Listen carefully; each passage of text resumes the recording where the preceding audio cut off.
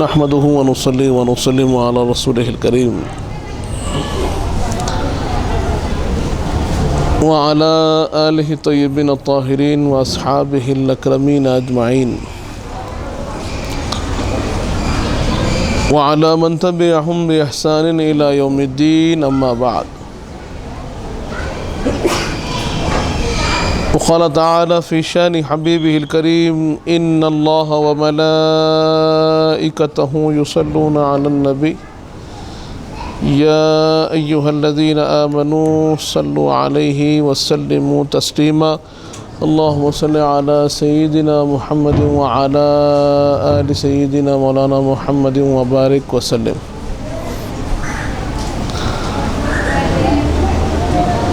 برادران عزیز،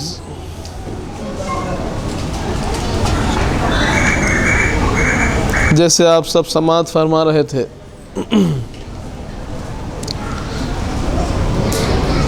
ہم اولیاء اللہ کے صفات اور وہ چیزیں جو ہم کو اختیار کرنے کی ہے،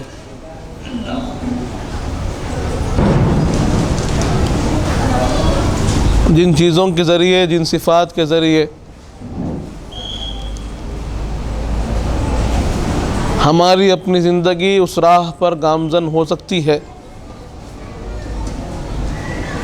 اس کی طرف ہم توجہ دے رہے تھے.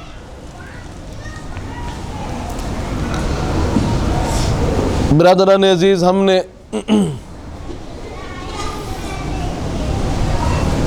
حضرت لقمان کی ان وصایا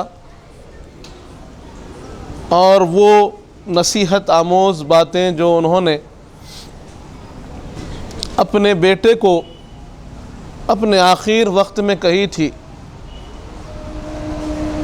اس کو جاننے کی سعادت ہم حاصل کر رہے تھے.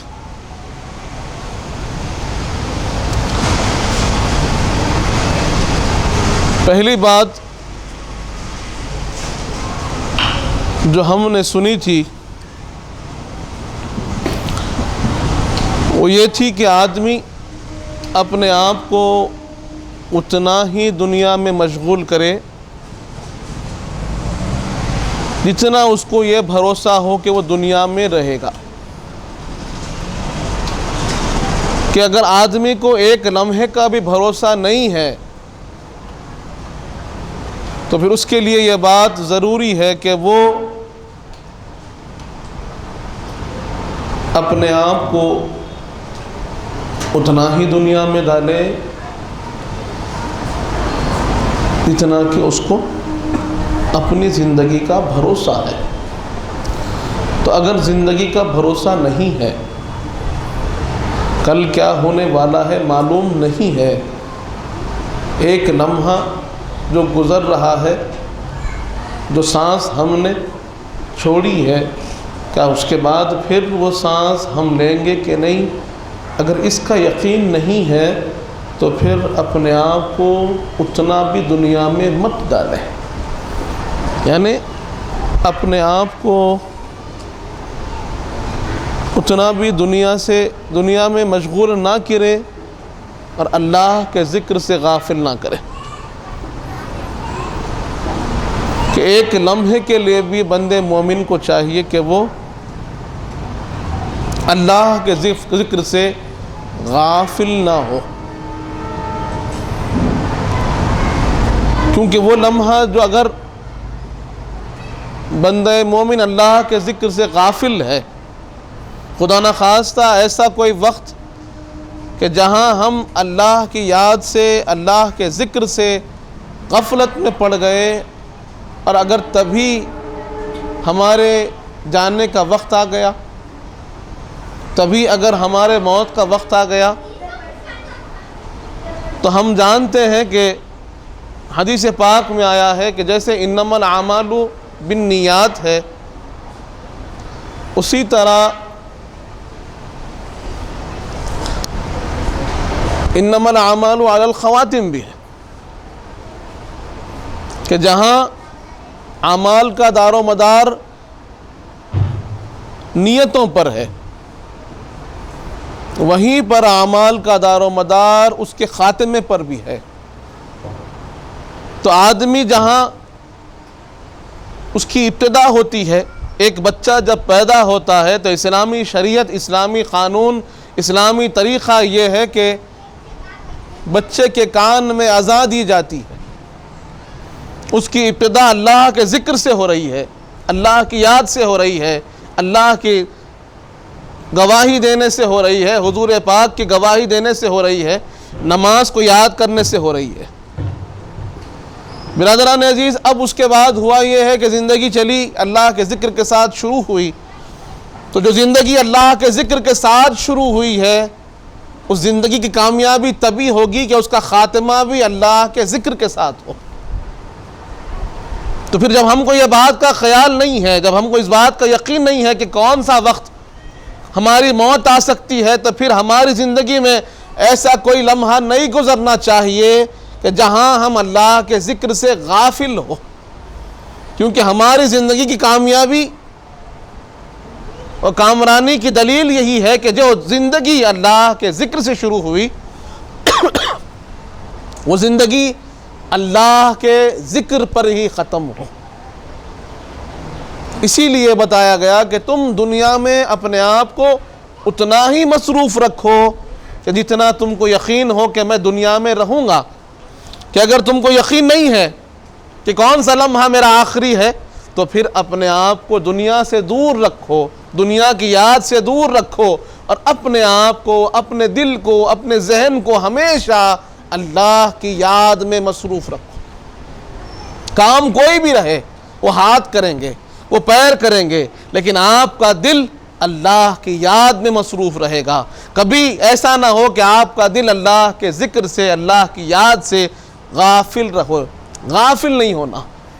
آپ کسی بھی کام میں ہو، آپ پڑھ رہے ہو، آپ تعلیم میں ہو، آپ نوکری میں ہو، آپ تجارت میں ہو، آپ کسی بھی کام میں رہیں، یہ خیال ضرور رہے کہ میرا رب مجھے دیکھ رہا ہے، میرا رب مجھے دیکھ رہا ہے، میں اللہ کے سامنے پیش ہوں، کوئی بھی عالم میں کیوں نہ رہوں، میں اللہ کے سامنے پیش ہوں۔ برادران عزیز، اس بات کو سمجھنے کی ضرورت ہے کہ جب ہمیں اپنی زندگی کا خیال نہیں ہے، اس کا بھروسہ نہیں ہے، تو پھر زندگی کو اللہ کی عبادت میں، اللہ کی یاد میں گزارے۔ اور جیسے وہ واقعہ بڑا مشہور ہے کہ جب موسیٰ علیہ السلام نے اس امت کے بارے میں اپنی قوم کو سنایا، اپنی قوم کو بتایا کہ ایک امت ایسی آنے والی ہے کہ جس کی عمریں 60 سال ہوگی، 65 سال ہوگی، 70 سال ہوگی، بہت ہوگا تو 80-90 سال ہوگی۔ جب انہوں نے اپنی امت کو سنایا تو ان کے امتیوں میں سے کچھ نے کہا کہ اگر ایسا ہم اس امت میں آئیں تو سوائے اللہ کی عبادت کے ہم کچھ نہیں کریں گے۔ اتنی چھوٹی عمر، اتنی کم عمر، اور اس میں بھی تمام کام نہیں، ہم تو سب کچھ چھوڑ کر صرف اللہ کی یاد کریں گے۔ برادران عزیز، تو یہاں یہ بات کو ہمیں سوچنا ہوگا، اس بات کو جاننا ہوگا کہ جہاں ہم اس بات کی تصدیق کر رہے ہیں یقیناً ہماری زندگی کا مقصد، ہمارے آنے کا مقصد اللہ کا ذکر، اللہ کی یاد ہے، لیکن ہمارے 24 گھنٹے کیسے گزر رہے ہیں، ہمارا دن کیسے گزر رہا ہے، کہ واقعتاً وہ اللہ کے ذکر میں گزر رہا ہے، یا اس میں سے کتنا وقت ہے جو ہم اللہ کے ذکر سے غافل ہے، کتنا وقت ہے جو ہم دنیا داری میں لگا رہے ہیں اور جس میں اللہ کی یاد، اللہ کا ذکر ہمارے شامل حال نہیں رہتا ہے، کتنا وقت ایسا ہے کہ جہاں ہم لوگوں کے درمیان بیٹھے ہیں تو اللہ کے ذکر کو بھول گئے ہیں، دنیا داروں کی باتوں میں لگے ہوئے ہیں، کاروبار کی باتوں میں لگے ہوئے ہیں۔ تو اسی لیے دادا پیر قبلہ ہمیشہ فرماتے تھے کہ دست بکار دل بیار، کہ دھات آپ کے کام میں رہے، آپ کا جسم کام میں رہے، لیکن دل، اس کا کام اللہ کی یاد میں رہنا ہے، اللہ کی یاد میں رہنا ہے۔ اور اس کا طریقہ کیا ہے کہ کام جو آپ کریں اللہ کے حکم کے مطابق کریں۔ کوئی بھی کام، کوئی بھی عمل آپ کرتے ہو تو یہ خیال رکھیں کہ اس عمل سے میرا رب خوش ہوتا ہے یا میرا رب ناراض ہوتا ہے۔ اللہ اس عمل سے خوش ہوگا یا ناراض ہوگا. ہر عمل میں اللہ کی خوشی کو ڈھونڈنا، اللہ کی رضا کو ڈھونڈنا، اللہ کی مرضی کو ڈھونڈنا، اللہ کے حکم کے مطابق کام کرنا. کیونکہ دین اسلام وہ آفاقی مذہب ہے. اللہ نے ایسا دین ہم کو عطا فرمایا ہے، حضور پاک کے صدقے میں وہ کامل دین اللہ نے ہم کو دیا ہے کہ جو ہر ایک شعبے میں، ہر ایک جہت میں، ہر ایک میدان میں ہماری رہنمائی کرتا ہے. ہر ایک میدان میں کوئی ایسا میدان نہیں ہے، کوئی ایسا شعبہ نہیں ہے، کوئی ایک ایسا سبجیکٹ نہیں ہے کہ جہاں پر دین اسلام آپ کی ہدایت نہیں دیتا ہو، دین اسلام آپ کو راستہ نہیں دکھاتا ہو. ہر ایک طرف اللہ آپ کو راستہ دکھا رہا ہے. کام کیا کرنا ہے؟ آپ کو اس راستے کو تلاش کرنا ہے کہ اللہ کیا فرماتا ہے، رسول پاک اس میں کیا حکم دیتے ہیں. برادران عزیز، یہ چیز بڑی ضروری ہے. جہاں آج ہم کوتاہ ہیں کہ ہم سمجھتے ہیں کہ اسلام صرف عبادت ہے، نہیں. اسلام جہاں عبادت کا طریقہ بھی سکھاتا ہے، اللہ کی یاد کا طریقہ بھی سکھاتا ہے، اللہ کے سامنے پیش ہونے کا طریقہ بھی سکھاتا ہے، تو ساتھ ہی ساتھ اسلام سکھاتا ہے تجارت کا طریقہ بھی، اسلام سکھاتا ہے معاشرت کا طریقہ بھی، اسلام سکھاتا ہے کہ ایک دوسرے کا تعلق کیسے ہو، ایک دوسرے کے ساتھ محبت کیسے ہو، ایک دوسرے کا حق کیا ہو. تو جب آپ لوگوں کے درمیان ہیں تو ان کے حقوق کا خیال رکھیے اللہ کے حکم کے مطابق. اس حال میں آپ اللہ کی راہ میں، اللہ کی یاد میں چل سکتے ہیں. برادران عزیز، تو کیا بات معلوم ہوئی؟ پہلی چیز کیا بتائی گئی کہ دنیا میں اتنا ہی مشغول رہو کہ جتنا تم دنیا میں رہنے کا یقین رکھتے ہو. تو اگر معلوم نہیں، اگر یقین نہیں ہے تو پھر دنیا سے دور رہو، اور ایک لمحہ بھی ایسا گزرنے نہ دو کہ جہاں پر اللہ کے ذکر سے ہم غافل ہو جائیں. اللہ کے ذکر کو ہمیشہ اپنے شامل حال رکھیں. اب دوسری چیز بتائی گئی کہ اللہ کی عبادت کرو. اللہ کی عبادت کرو کتنی؟ کہ جتنی تمہاری حاجتیں ہیں، جتنی تمہاری حاجتیں اتنی اللہ کی عبادت کرو. برادران عزیز، اب آپ سوچئے کہ آپ کو کتنی ضرورت ہے، آپ کو ضرورت ہے، کتنی ضرورت ہے، یہ آپ خود خیال کیجئے. اور آپ اس کے لیے کتنی کوشش کرتے ہیں، کتنی جد و جہد ہم کرتے ہیں کہ ہماری یہ خواہش، یہ ضرورت پوری ہو جائے.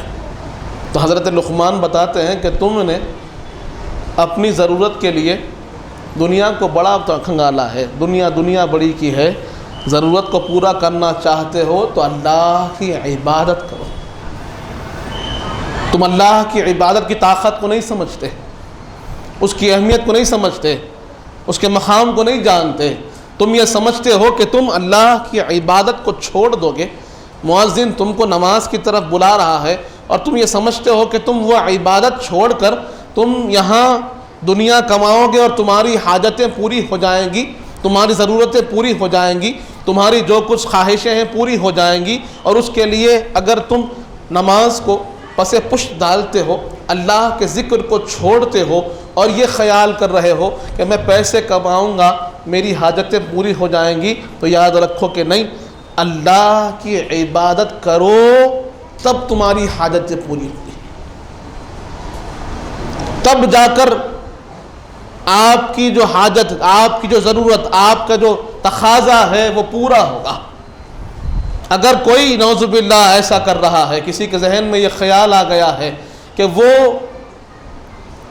اللہ کی عبادت کو چھوڑ کر، اللہ کی یاد کو چھوڑ کر اپنی حاجتوں کو پورا کر سکتا ہے، اپنی ضروریات کو پورا کر سکتا ہے، تو یاد رکھو کہ یہ غلط فہمی ہے اس کی، یہ غلط سوچ ہے اس کی.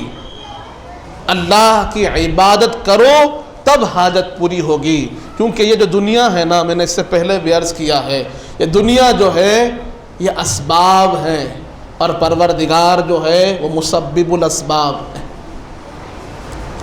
یہ جو بندہ سمجھتا ہے نا کہ میں نے کمایا ہے، میں نے کمایا ہے، نہیں، یہ تم نے نہیں کمایا ہے، یہ اس نے تم کو دیا ہے، یہ اس کی عطا ہے، اللہ کی عطا ہے، اللہ نے تم کو دیا. برادران عزیز، یہ پروردگار عالم کی عطا ہے جو بندہ آج کھا پی رہا ہے، یہ اس کی کمائی نہیں ہے۔ آپ دیکھتے ہیں کہ بہت سے لوگ محنت کرتے ہیں، دنیا میں بہت لوگ محنت کرتے ہیں، بہت لوگ کوشش کرتے ہیں، صبح سے شام تک لگے رہتے ہیں، لیکن سب کو اتنا ہی نہیں ملتا۔ 24 گھنٹے سب کام کرتے ہیں، لیکن ہم دیکھتے ہیں کہ 24 گھنٹے کام کرنے والے یا پھر 18 گھنٹے کام کر رہے ہیں، ہر شخص 18 گھنٹے کام کر رہا ہے، لیکن اس کے رزق کا جو حصہ ہے وہ الگ الگ ہے۔ ایسے کیوں؟ اگر محنت سے ہی رزق ملتا، محنت سے ہی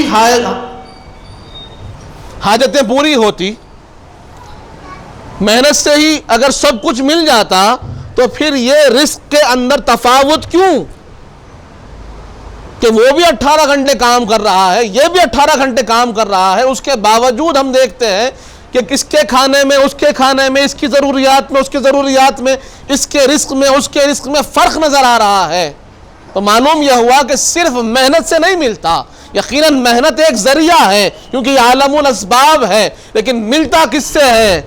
کہاں سے پاتا ہے بندہ؟ وہ رب کی عطا سے پاتا ہے، وہ رب کی عطا سے پاتا ہے۔ اور ہم دیکھتے ہیں، ہم جانتے ہیں کہ کچھ لوگ ایسے بھی ہیں جو بیٹھے ہیں لیکن اللہ دے رہا ہے۔ آپ اپنی خلقت کو دیکھیے کہ آپ آج کام کرنے کے قابل ہوئے، آج ہمارے اندر آج صلاحیت پیدا ہوئی کہ ہم کما سکیں، ہم کھا سکیں، ورنہ جب ہم ایک گوشت کا لوتھڑا تھے، بالکل ہمارا کوئی وجود نہ تھا، ماں کے پیٹ سے اگر ہم اپنی خلقت کو دیکھتے ہیں تو جہاں بندہ ماں کے پیٹ میں ہے وہاں پر رزق کس نے دیا؟ کس نے اس کا اہتمام کیا؟ اللہ نے کیا۔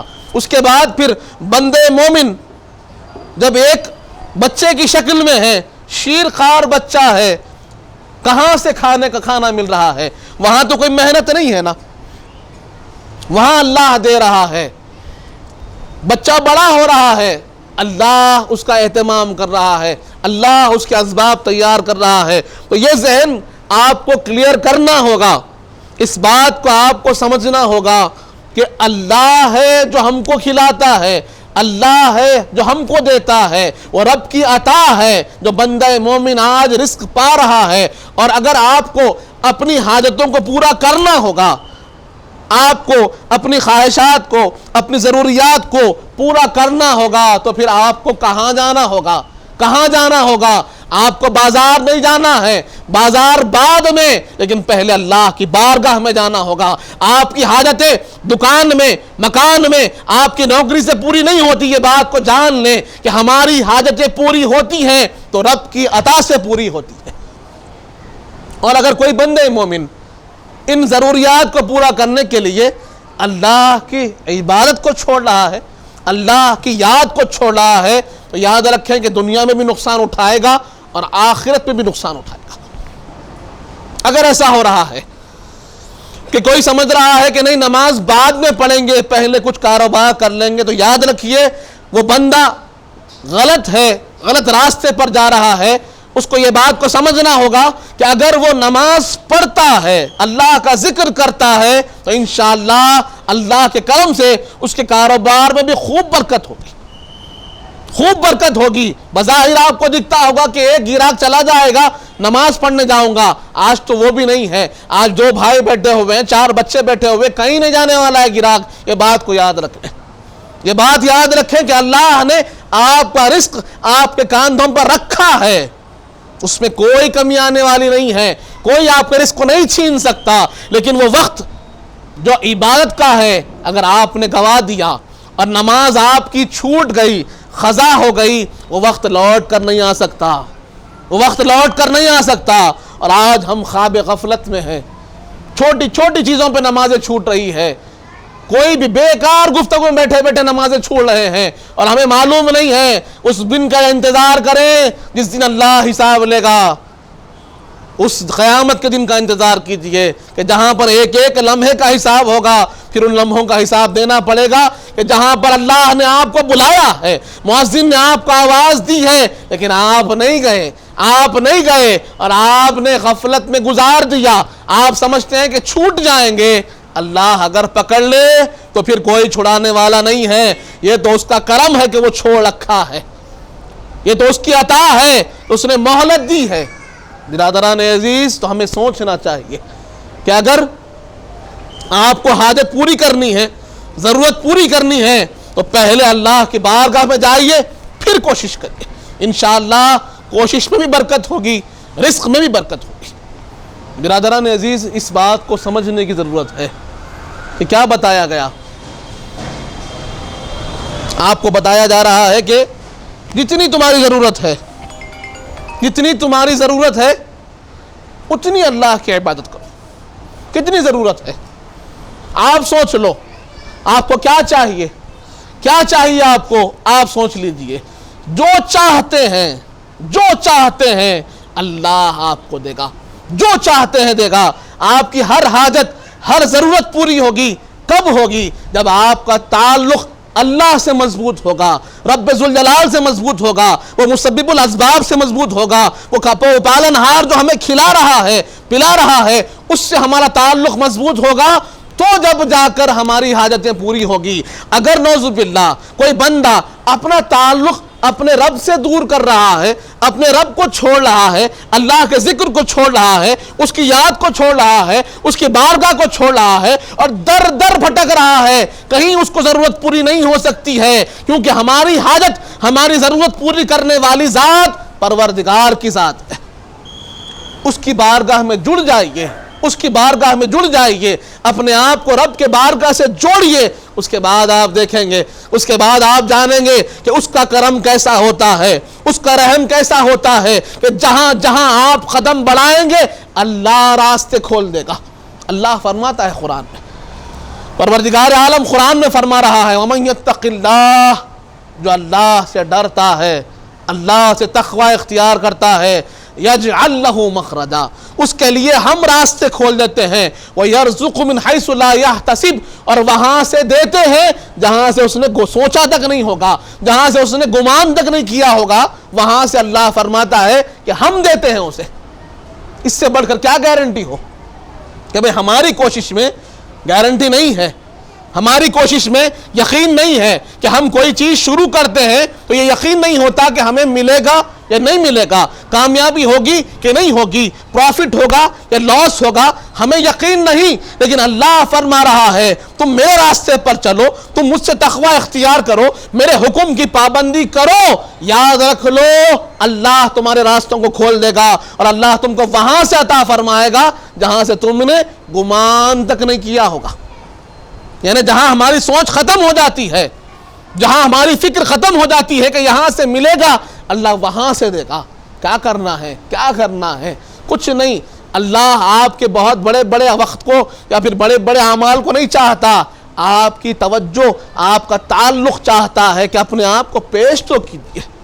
ہم کمزور ہیں, ناتواں ہیں, کوئی بات نہیں, وہ تو طاقتور ہے, اس کی بارگاہ میں پیش تو ہو جائیے. شاید ہم کو بولنے کا سلیقہ نہیں ہوگا, شاید ہم کو ذکر کا سلیقہ نہیں ہوگا, لیکن ہمارے پاس حضور پاک کی نسبت ہے, ان کے نسبت سے عرض کیجئے پروردگار ہم کمزور ہیں لیکن تیرے حبیب کے چاہنے والے, تیرے حبیب کے غلام ہیں, اور آپ نے کہہ دیا ہے کہ جو کمزور, ناتواں, مظلوم ہے, جو اپنی جانوں پر ظلم کر چکا ہے, اگر میرے حبیب کی بارگاہ میں آئے گا تو یقیناً اللہ کو توبہ قبول کرنے والا, بڑا رحم کرنے والا پائے گا. ہم تیرے حبیب کے وسیلے سے تجھ سے مانگتے ہیں, اس سے بڑھ کر کیا وسیلہ ہو.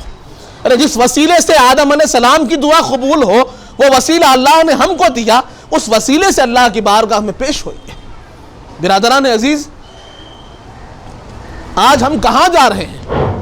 ہم کو اپنے آپ کو سوچنا ہوگا, سیلف اسیسمنٹ کی ضرورت ہے. آج سوچئے کہ صبح شام کہاں گزار رہے ہیں اور اللہ نے کہاں دینے کا آپ کو وعدہ کیا. برادران عزیز,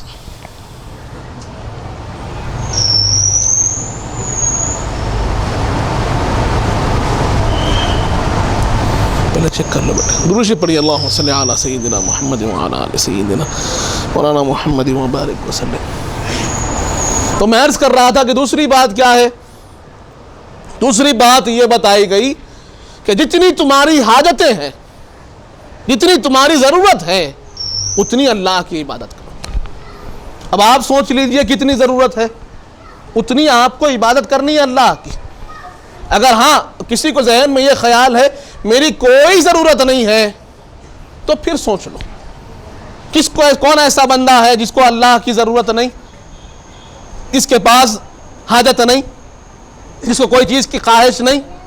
تو اگر آپ کے پاس خواہش ہے، خواہش کو رکھیے، ضرورت ہے، ضرورت کو رکھیے، حاجت ہے، حاجت کو رکھیے، لیکن اس کو دنیا کے دروں پر تلاش کرنے مت جائیے، اللہ کے در پر تلاش کیجیے، اللہ کے سامنے مانگیے۔ جتنی حاجتیں ہیں، جتنی ضرورتیں ہیں، بڑے بڑے کام ہوں گے، کوئی بات نہیں ہے، آپ کی خواہشیں بہت بڑی ہوں گی، رہنے دیجئے، اس کو اللہ کے سامنے پیش کیجئے، اپنے رب کے سامنے پیش کیجئے، اور اس یقین کے ساتھ کیجئے کہ جو کوئی نہیں دے سکتا وہ اللہ دے سکتا ہے۔ جس کے پاس کوئی طاقت نہیں ہے، لوگوں کے پاس طاقت نہیں ہے، اس کی طاقت پروردگار رکھتا ہے۔ جس مسئلے کا حل کوئی نہیں کر سکتا، اس مسئلے کو اللہ حل کر سکتا ہے۔ اس خواہش کے ساتھ، اس نیت کے ساتھ اللہ کی بارگاہ میں اپنے آپ کو پیش کیجیے۔ برادران عزیز، اس کی ضرورت ہے آج ہمارے پاس۔ آج ہم کو ضرورت ہے کہ اپنا تعلق ہم اپنے رب سے مضبوط کریں، اللہ کی بارگاہ سے اپنے آپ کو جوڑیے، اللہ کے سامنے اپنے آپ کو پیش کیجیے۔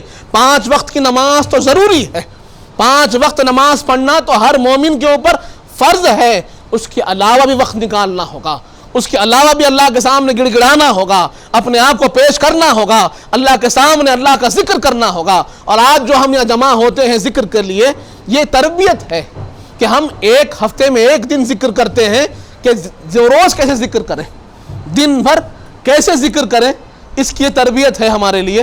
تو اسی لیے ہمارا فرض کیا بنتا ہے کہ ہم اپنے آپ کو اللہ کے سامنے پیش کریں، اور ہر حاجت کے لیے جب ہم کوشش کو جاتے ہیں پہلے اللہ کا ذکر کریں، پھر دنیا میں کوشش کریں، یقیناً کامیاب ہوں گے۔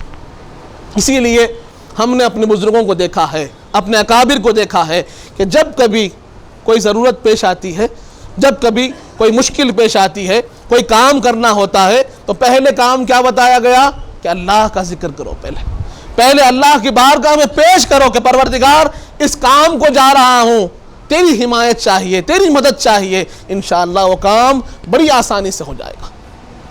تو یہ باتیں ہم نے آج 3 باتیں سنی، اور 3 باتیں ہیں انشاءاللہ، اس کو ہم آئندہ کنٹینیو کریں گے اور جانیں گے کہ بھائی کیسے اللہ کے قریب ہو سکتے ہیں، اور بندے مومن کو کیسے زندگی گزارنی چاہیے۔ اللہ تعالیٰ سے دعا ہے مالک جب تک زندہ رکھ، سلام پر رکھ، موت ایمان پر دے، وقت نزا حضور پاک صلی اللہ علیہ وسلم کا دیدار نصیب فرما مالک، ہمیں نیک اور صالح متقی و پرہیزگار بنا، ہمارے گناہوں کو معاف فرما، ہمارے گناہوں کو نیکیوں سے تبدیل کر دے مالک، ہمیں جو پریشان حال ہے ان کی پریشانیوں کو دور فرما، ہمیں جو بیمار ہیں انہیں شفا کاملہ عطا فرما، ہم میں جو مقروض ہیں ان کے قرضوں کو عطا فرما، جو بچیاں بیٹھی ہوئی ہیں ان کا نصیبہ نیک فرما، جو جن کی شادیاں ہو چکی ہیں ان کو خوشیاں عطا فرما، جو کچھ کہے ہیں، جو کچھ سنے ہیں اس پر عمل کرنے کی توفیق عطا فرما، حضور پاک صلی اللہ علیہ وآلہ وسلم کا سچا غلام و امتی بنا مالک، اہل بیت اطہار کا سچا غلام بنا، صحابہ کرام کا چاہنے والا بنا، اولیاء اللہ کا چاہنے والا بنا، ان کے بتائے ہوئے راستے پر چلنے کی توفیق عطا فرما، وصلی اللہ تعالی علی خیر خلقہ سیدنا محمد وعلی آلہ وصحبہ وسلم، والحمد للہ رب العالمین۔